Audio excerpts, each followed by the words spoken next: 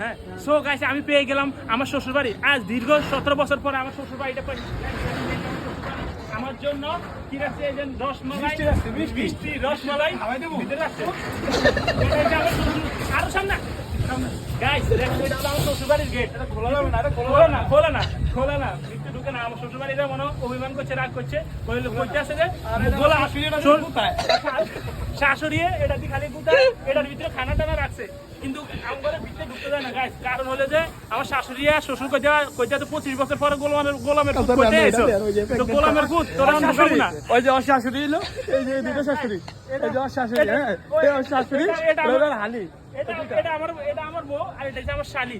আর হলো যে এই যে শাশুড়ি আমার দাদি শাশুড়ি, আমার দাদি শাশুড়ি, আর এটা আমার নানি শাশুড়ি, যে প্রেগনেন্ট, আমার এটা নানি শাশুড়ি গাইস। তো গাইস আরো আসেন, এই যে আমার ছেলে মেয়েও আছে। তো গাইস এটা হচ্ছে আমার ছেলে মেয়ে, এটা মধ্যে 5 বছর আর এটা হচ্ছে 2.5 বছর। তো গাইস আমরা আর কি দেখাবো, এই দেখেন এটাও আমার বউ গাইস, এটাও আমার বউ। আমার বউ বাঁশি বাজাইতেছে, এখানে ভালোবাসার একটা উৎপত্তি ঘটাতে চাইতেছে, কিন্তু আমি তো এই ভালোবাসা পছন্দ করি না। সো গাইস এটা স্কিপ। এটা আমি যখন বিয়ে করছি, বিয়ের আগে 25 বছর আগে আমি এমনি গোলাপ লয়ে বই থাকতাম, কেউ কোনো রেসপন্স দিত না, কোনো মেয়ে রেসপন্স দিত না। আমি বলছি তো গাইস এটা হলো যে আমার মেয়ে, এটা কদিন আগে ভূপিষ্ঠ হয়েছে, এটা কদিন আগে আমি হয়েছি। তো গাইস মেয়েটা অনেক কিউট।